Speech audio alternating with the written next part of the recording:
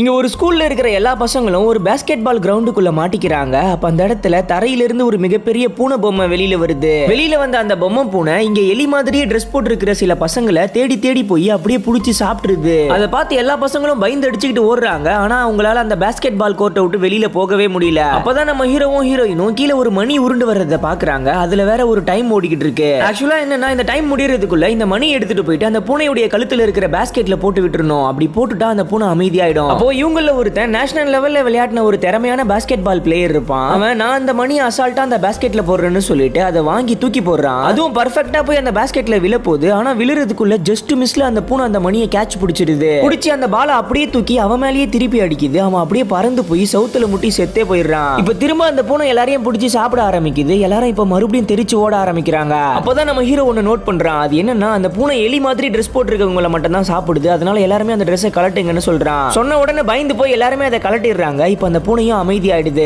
ஆனா அதுக்கப்புறம் கொஞ்ச நேரத்திலேயே பார்த்தா இப்ப மறுபடியும் அந்த பூனை எல்லாரையுமே பிடிச்சி சாப்பிட ஆரம்பிச்சிருது. இப்ப நம்ம ஹீரோயினை சாப்பிட வரும்போது ஜஸ்ட் மிஸ்ல நம்ம ஹீரோ அந்த எலியுடைய ட்ரெஸ்ஸை போட்டுக்கிட்டு அந்த பூனையை டைவர்ட் பண்றான். அதை பார்த்து அந்த பூனை இவளை விட்டுட்டு அவனை பிடிக்க போயிடுது. அப்பதான் நம்ம ஹீரோக்கு யாரோ பேசுற மாதிரி சத்தம் கேக்குது. யாரா அதுன்னு பார்த்தா அது வேற யாரும் இல்ல, அந்த பூனை தான். அது என்ன சொல்லுதுன்னா, எனக்கு முதுகு பயங்கரமா அரிக்குது, வந்து சொரிஞ்சு விடு, என்னால சொரிய முடியலன்னு சொல்லுது. அதை கேட்ட நம்ம ஹீரோவும் ஓடி போய் அதோடைய முதுகு மேல ஏறி அப்படியே அதுக்கு சொரிஞ்சு விடுறான். இப்ப அதுக்கு நல்லா சுகமா இருக்குது.